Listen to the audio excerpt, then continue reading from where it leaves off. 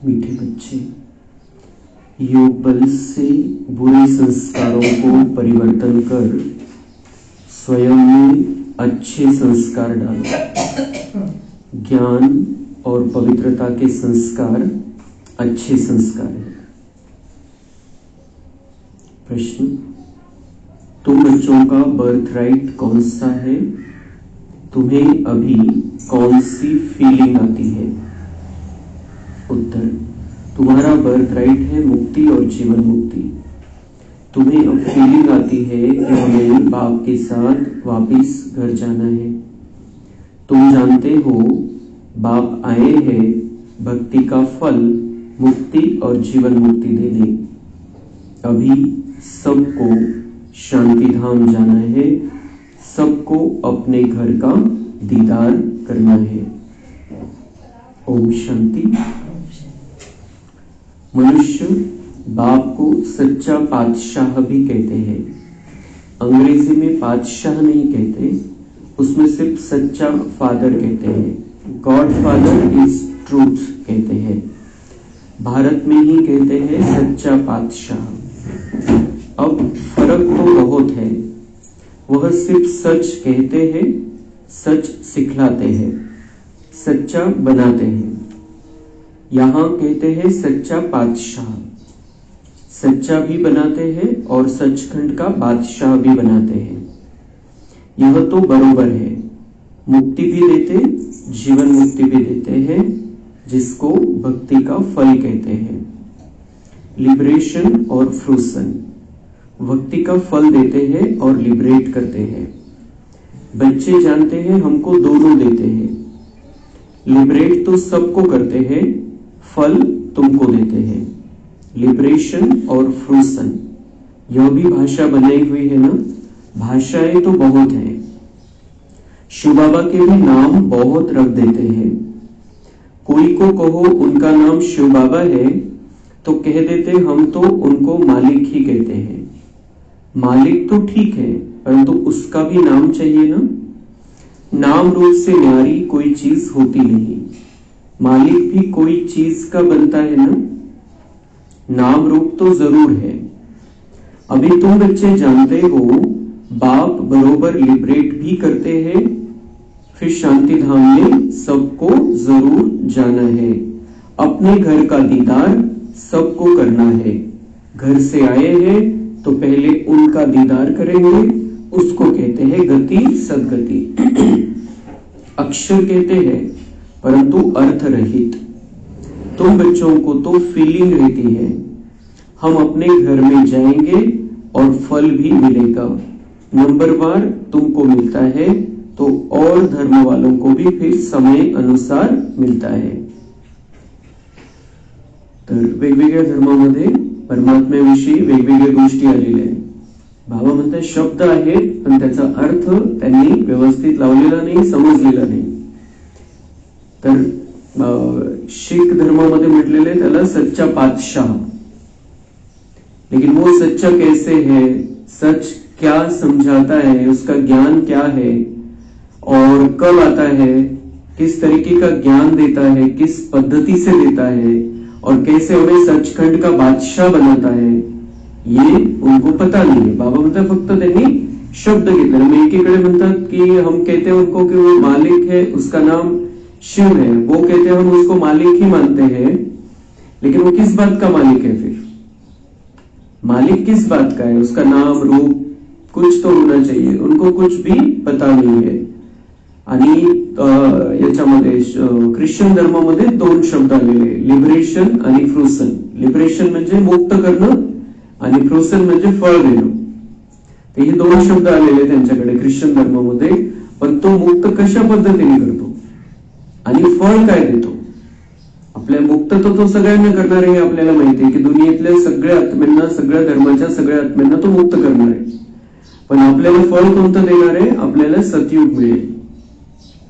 आणि बाकीचे जे धर्मवाले त्यांना त्यांच्या पुरुषार्थानुसार नंबरवार द्वापर नंतर थोडाफार काळासाठी काही त्याची प्राप्ती होईल. पण आपल्याला जे फळ मिळणार आहे ते 2500 वर्ष चालणार आहे. 2500 वर्ष त्याचा आनंद राहील. 2500 वर्ष आपण सुखामध्ये राहू. तर त्या वेगवेगळ्या धर्मामध्ये वेगवेगळे शब्द आलेले, पण त्याचा अर्थ बाबा क्लिअर करतात, त्याच्या मागचं रहस्य.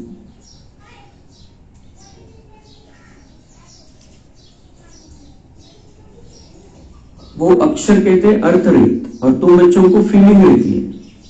आपल्या भावनेमध्ये ते आलेले आहे. आपल्याला बिलकुल आपल्याला क्लिअर आहे मन बुद्धीने की खरंच आपल्याला आता मुक्ती मिळणार आहे आणि आपल्याला जीवन मुक्तीमध्ये यायची तयारी करायची आहे. बाप ने समझाया था यह पर्चा है बहुत अच्छा, तुम स्वर्गवासी हो या नरकवासी हो. पॉम्पलेट बनवलं होतं त्यावेळेला की तुम स्वर्गवासी हो या नरकवासी हो. आणि त्या जर कोणी या दुनियेला जर बघितलं तर खूप शांत स्थितीमध्ये राहून स्थिरपणे जर बघितलं, साक्षीदृष्ट होऊन बघितलं तर कोणालाही क्लिअर होईल की आपण आता नरकामध्ये राहतोय.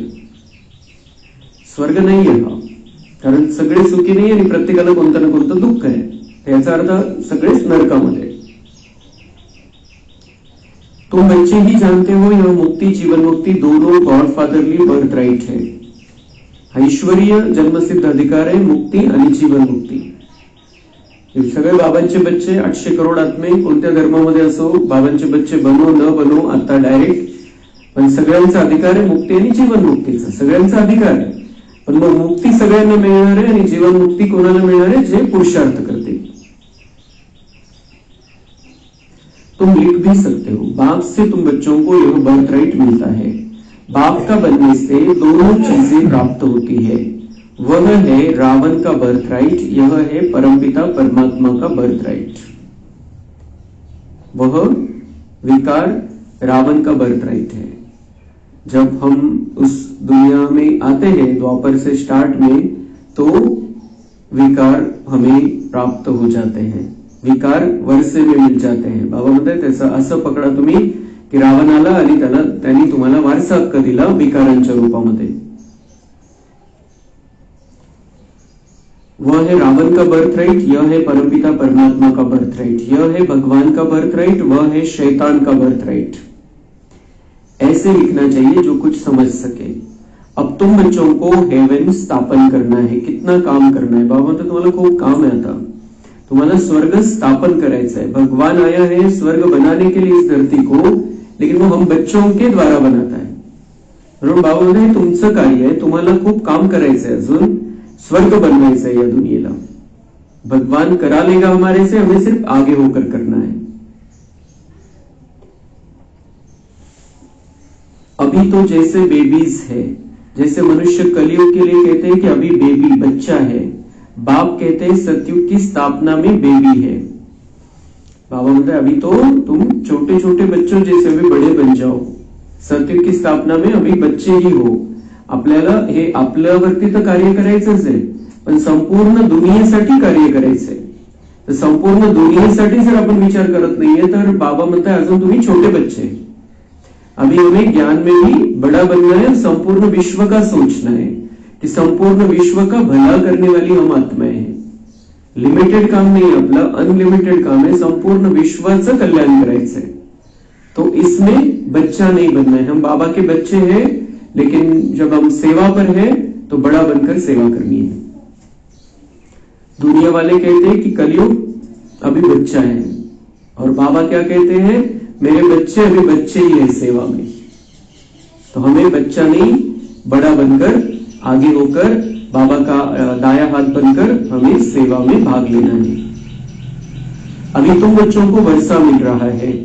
रावण का कोई वर्षा नहीं कहेंगे. गॉड फादर से तो वर्षा मिलता है. वह कोई फादर थोड़ी है.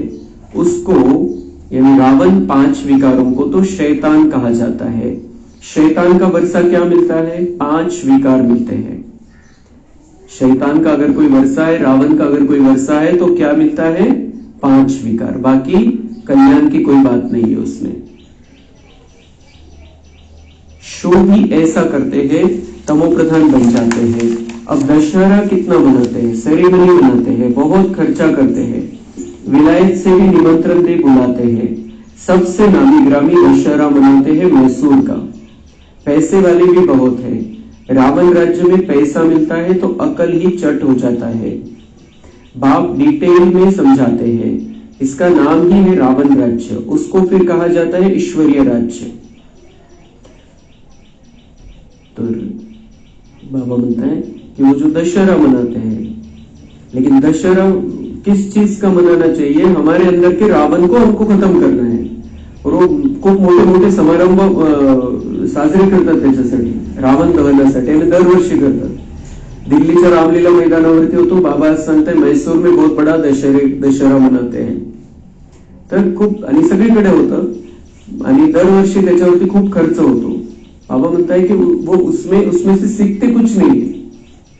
रावण को जलाते रहते, लेकिन हमारे अंदर के रावण को जलाना है, ये किसी के भी बुद्धि में नहीं आता है।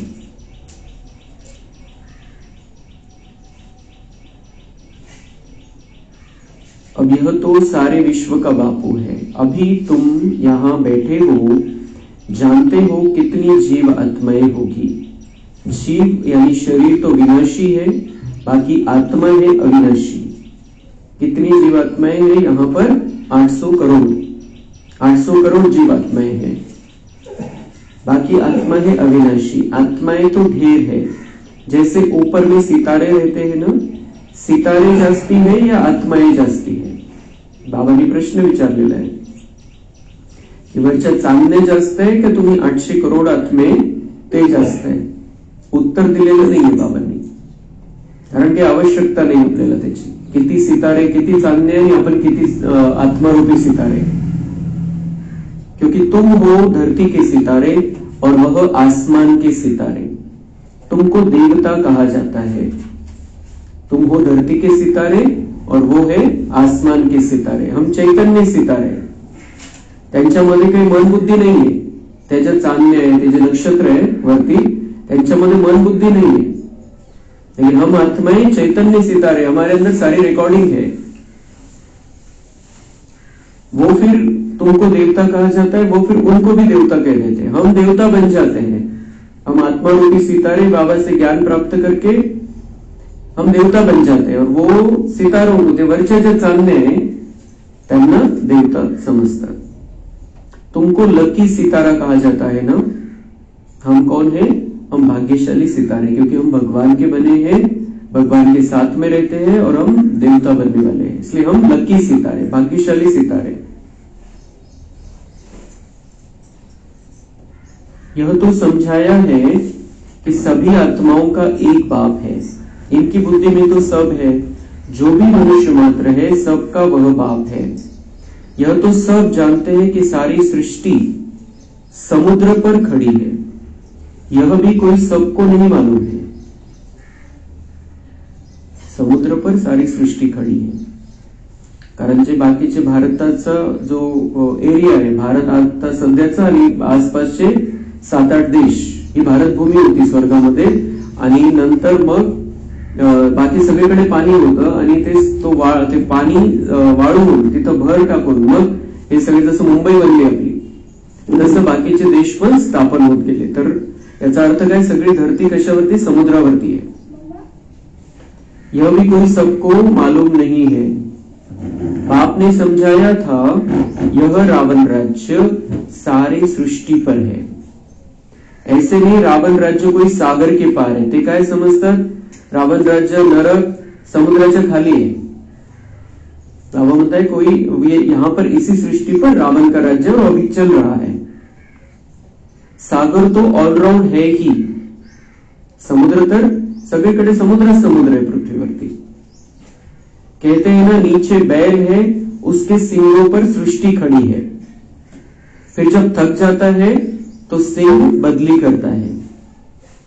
नीचे बैल आहे, काय म्हणतात ते, खाली बैल आहे. किती कशी बुद्धी झालेली आहे. खाली बैल आहे आणि त्याच्या शिंगावरती ही सगळी सृष्टी उभी. आता एका बैलाच्या शिंगावरती सृष्टी कशी उभी राहिली, इतकी पृथ्वी एका बैलाच्या शिंगावरती. आणि काय म्हणतात की वो जब थक जाता है तो सिंग बदली करता है, थक जाता है तो सिंग बदली करता है. आता काय करतं काय माहित. आणि काय म्हणतात मग भूकंप येतो त्याच्यामुळे. ते अशा सगळ्या दंतकथा. अभी पुरानी दुनिया खलास हो, नई दुनिया की स्थापना होती है. शास्त्रों में तो अनेक प्रकार की बातें दंत कथाओं में लिखती है. यह तो बच्चे समझते हैं यहाँ सब आत्माएं शरीर के साथ है. इनको कहते हैं जीव आत्माएं. वह जो आत्माओं का घर है वहां तो शरीर नहीं है, उनको कहा जाता है निराकारी. जीव आकारी है इसलिए साकार कहा जाता है. निराकार को शरीर नहीं होता है. यह है साकारी सृष्टि, वह है निराकारी आत्माओं की दुनिया. इसको सृष्टी कहेंगे. उसको कहा जाता है इनकॉर्पोरियल वर्ल्ड. ही सृष्टी, ही दुनिया, ही सृष्टी आपण शरीराशी तिथं राहतोय आणि ती आहे आत्म्याची नगरी, आत्मिक दुनिया. आत्मा जब शरीर में आती है तब यह चूरपुर चलती है, नहीं तो शरीर कोई काम का नहीं रहता है. तो उनको कहा ही जाता है निराकारी दुनिया. निराकारी दुनिया में हम आत्माएं बिना शरीर की रहती है और यहाँ पर भी गर्भ में जब आत्मा का प्रवेश होता है तब हलचल शुरू होती है. मतलब आत्मा बिना शरीर के कुछ नहीं कर सकती और शरीर आत्मा के बिना कुछ नहीं. जितनी भी आत्माएं हैं वह सब पिछाड़ी में आनी चाहिए, इसलिए इसको पुरुषोत्तम संगम युग कहा जाता है. सब आत्माएं जब यहाँ आ जाती है तो वहां फिर एक भी नहीं रहती है. वहां जब एकदम खाली हो जाता है तब फिर सब वापस जाते हैं. तिथून शेवटची आत्मा खाली आली की मग इथून जायला सुरुवात होईल. तर त्यावेळेला जसं बाबांनी सांगितलं की ब्रह्मा बाबा गेट खोलने का इंतजार कर रहे हैं.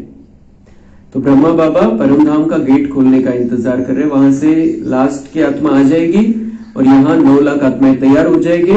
तो ब्रह्मा बाबा सबसे पहले परमधाम का गेट खोलेंगे शिव बाबा के साथ मिलकर. तो हमें पता नहीं 9 लाख कब तैयार होने वाले हैं. हमारा उसमें हमें नंबर लगाना है. हम तैयार होने वाले हैं पहले.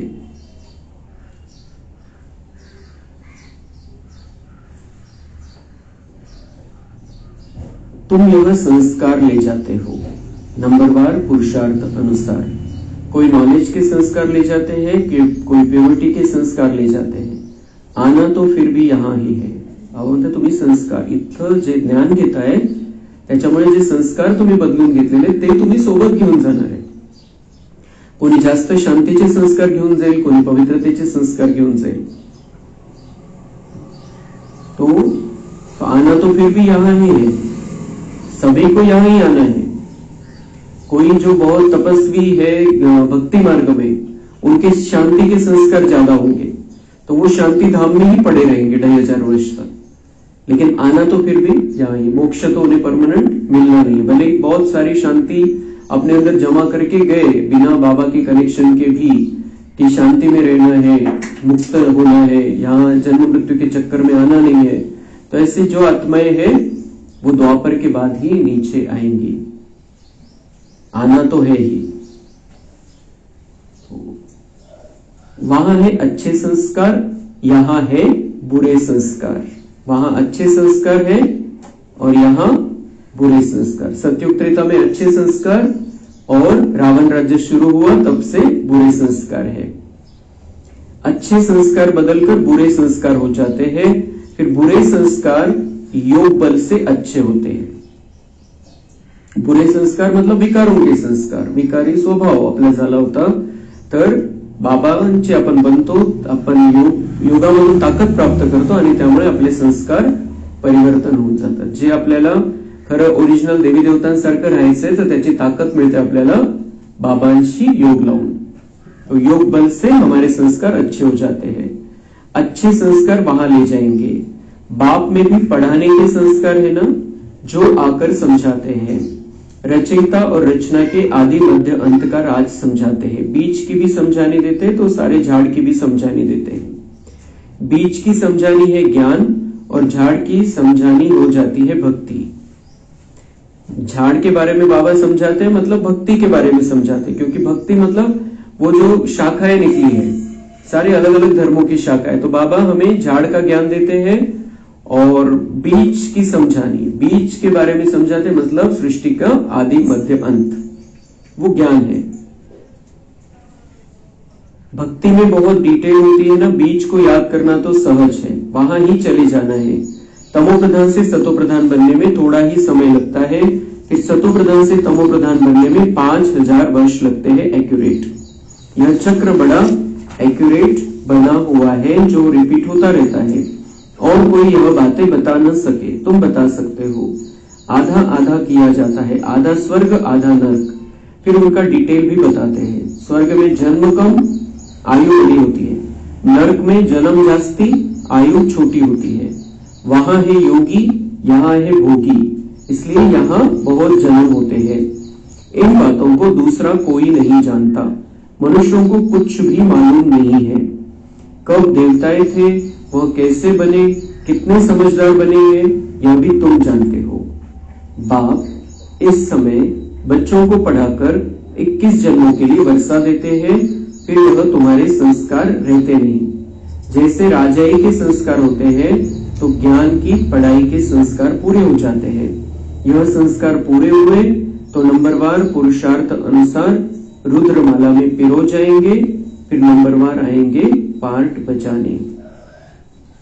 ये संस्कार हमारे ज्ञान के संस्कार, पवित्रता के संस्कार पूरे हो जाएंगे, फिर रुद्रमाला में हम पिरो जाएंगे और नंबरवार आएंगे पार्ट बजाने, मतलब बाबा के नजदीक पहुंचेंगे। संस्कार बदल के राजे के संस्कार लेके हम बाबा के साथ में परमधाम जाएंगे, बाबा के नजदीक रहेंगे और फिर हम नीचे आएंगे पार्ट बजाने। तो हमें बाबा के साथ परमधाम जाना है, बाबा के नजदीक कुछ समय परमधाम में रहना है, और यहाँ पर भी बाबा के साथ साथ रहते हुए ज्ञान और पवित्रता के संस्कार अपने अंदर भरते चलना है। तो मीठे मीठे सिक्के लदे बच्चे, तुम यह समझते हो आत्माएं परमात्मा अलग रहे बहुकाल, कितने काल के बाद मिले हैं, फिर कब मिलेंगे। सुंदर मेला कर दिया जब सदगुरु मिला दलाल के रूप में। गुरु तो बहुत है ना, इसलिए सदगुरु कहा जाता है। स्त्री को जब हथियाला बांधते हैं तो भी कहते हैं यह पति तुम्हारा गुरु ईश्वर है। पति तो पहले पहले नापाक बनाते हैं, तो सबका गुरु सदगुरु परमपिता परमात्मा है। लेकिन जब शादी होती है तब कहते हैं कि पति ही तुम्हारा गुरु और ईश्वर है। पर बाबा मनता है पति तो पहले पहले तुम्हें पतित बनाता है, नापाक बनाते हैं। आजकल तो दुनिया में बहुत गंद लगा पड़ा है। अब तुम बच्चों को तो गुल गुल बनना है, तुम बच्चों को पक्का पक्का हथियाला बाप बांधते हैं। हमें अब पवित्रता का हथियाला बाबा बांध रहे, पवित्रता की राखी बाबा में बांधते हैं, हम फिर से पवित्र हो जाते हैं। एक परमपिता परमात्मा ही सच्चा सदगुरु सभी का ईश्वर है, और उससे मार्गदर्शन, उससे शक्ति प्राप्त करके हम सतयुग में देवता बनने वाले हैं। बाप कितनी अच्छी बेहद की पढ़ाई पढ़ाते हैं। एक ही बार तुम 21 जन्मों के लिए अपवित्र होने से बचते हो। अभी तुम 5 विकारों रूपी रावण के पराये राज्य में हो। अभी सारे 84 का चक्र तुम्हारी स्मृति में आया है। अच्छा, मीठे मीठे सिक्के लधे बच्चों प्रति माता पिता बाप दादा का याद, प्यार और गुड मॉर्निंग। रूहानी बाप की रूहानी बच्चों को नमस्ते। हम रूहानी बच्चों की रूहानी बाप दादा को याद, प्यार, गुड मॉर्निंग, नमस्ते। वाह बाबा वाह, शुक्रिया बाबा शुक्रिया। धारणा के लिए मुख्य सार है, बेहद सुख का वर्षा प्राप्त करने के लिए मनसा वाचा कर्मणा पवित्र जरूर बनना है। अच्छे संस्कार योग बल से धारण करने हैं, अपने को गुणवान बनाना है। सदा खुशी में रहने के लिए बाप जो रोज गुई हुई है बातें सुनाते हैं उन्हें सुनना और दूसरों को सुनाना है। किसी भी बात में मूंझना नहीं है, युक्ति से उत्तर देना है, लज्जा नहीं करनी है। सदा खुशी में रहना है तो बाबा जो बातें हमें सुनाते हैं वो बातें हम दूसरों को सुना सकते हैं, लेकिन पहले उन्हें बाबा के बारे में समझाना है, फिर जो उनकी बुद्धि को जज सकती है ऐसी बातें सुनानी है, क्योंकि आत्माओं में ताकत नहीं रही है, कुछ उनके मन में जो नहीं है, उन्हें पता नहीं है वो बातें सुनने की, जो उन्हें कभी समझाया नहीं गया। तर त्यांचा स्वभाव संस्कार बघून, वेळ काळ बघून आपण त्यांना या ज्ञानाच्या चांगल्या गोष्टी सांगत राहायचं। कोणत्याही गोष्टीमध्ये गोंधळून नाही जायचे, कन्फ्युज नाही व्हायचे, कारण कोणी काय आपण जेव्हा सांगायला लागतो ज्ञान तेव्हा कोण काय प्रश्न विचारेल सांगता येत नाही, तो गोंधळून नहीं जाए, युक्ति से उत्तर देना है। एक तो उनको उत्तर देना है कि हम अपने बड़ों को पूछ कर बताते हैं, उन्हें उत्तर देना है कि अभी मुरली में आया नहीं है, जेव्हा येईल उत्तर याचं तेव्हा आम्ही तुम्हाला देऊन टाकू। पण असं गोंधळून नाही जायचं कोणी प्रश्न विचारल्यावर, जेवढं माहिती तेवढं स्पष्ट सांगायचंय, जे माहिती नाहीये ते सांगायचं आम्ही नंतर सांगतो तुम्हाला, हे अजून आमच्यापर्यंत आलेलं नाहीये किंवा आम्हाला हा पॉइंट क्लिअर झालेला नाही अजून। त्याच्यामध्ये बाबा म्हणते लज्जा नहीं करनी है। वरदान है सुख स्वरूप बन, हर आत्मा को सुख देने वाले मास्टर सुखदाता भव। जो बच्चे सदा यथार्थ कर्म करते हैं उन्हें उस कर्म का प्रत्यक्ष फल खुशी और शक्ति मिलती है, उनका दिल सदा खुश रहता है। जे योग्य कर्म करतील, बाबांच्या श्रीमतवरती कर्म करतील, त्यांना त्याचं प्रत्यक्ष फळ कंटिन्यू भेटत राहतं, कंटिन्यू ते खुशी आणि शक्तीमध्ये राहते। जे बाबांच्या श्रीमतवर कार्य करताय, मन वचन आणि कर्म ज्यांचं बाबांच्या श्रीमतवरती आहे ते सदा आनंदामध्ये राहतील आणि त्यांना बाबांच्या श्रीमतवर चालल्यामुळे शक्ती पण भेटत राहील बाबांकडून। उनका दिल सदा खुश रहता है, उन्हें संकल्प मात्र भी दुख की लहर नहीं आ सकती। सदा खुश रहेंगे और उन्हें दुःख की लहर, दुःखामध्ये राहणं तर सोडाच, पण दुःखाची लहर एक सेकंद सुद्धा दुःख नाही जाणवणार। जसं हवेची झुळूक येते, हवेची लहर येते, तसं नुसतं नॉर्मल असं वरच्यावर सुद्धा दुःख वाटणार नहीं, क्योंकि वो बाबा की श्रीमत पर चल रहे हैं, तो उसमें उन्हें ऑटोमेटिक आनंद आएगा और बाबा से शक्ति मिलती रहेगी। संगमयुगी ब्राह्मण अर्थात दुख का नाम निशान नहीं। अगर हम सच्चे ब्राह्मण हैं, सच्चे संगमयुगी हैं, कलयुगी नहीं है, तो बाबा मतलब दुख का नाम निशान नहीं, मतलब दुख की परिस्थितियां बाहर से आएगी लेकिन अंदर दुख का नाम निशान नहीं। हम दुखी नहीं होंगे, हम स्थिर रहेंगे, शांत रहेंगे। क्यों? क्योंकि सुखदाता के बच्चे हैं, सुख का भंडार हमारे लिए खुला हुआ है। ऐसे में हम दुखी रहे तो इसका मतलब सुख ले ही नहीं रहे बाबा से। ऐसे सुखदाता के बच्चे स्वयं ही मास्टर सुखदाता होंगे, वे हर आत्मा को सदा सुख देंगे। ऐसे सुखदाता के बच्चे स्वयं भी मास्टर सुखदाता, सुखदाता के बच्चे सुखदाता। अगर हम ही दुख की लहरों में रहेंगे तो हम सुख कैसे दे सकेंगे दूसरों को? तो हमें सुखदाता बनकर रहना है, मास्टर सुखदाता बनकर रहना है।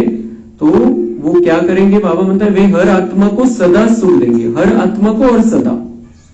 हर आत्मा को म्हणजे जे आपल्याला दुःख देत आहे त्यांना पण, हर आत्मा म्हणजे प्रत्येक आत्मा, जगातल्या प्रत्येक आत्म्याला सुखाचे व्हायब्रेशन देते, कोणाला दुःखाचे व्हायब्रेशन देणार नाही,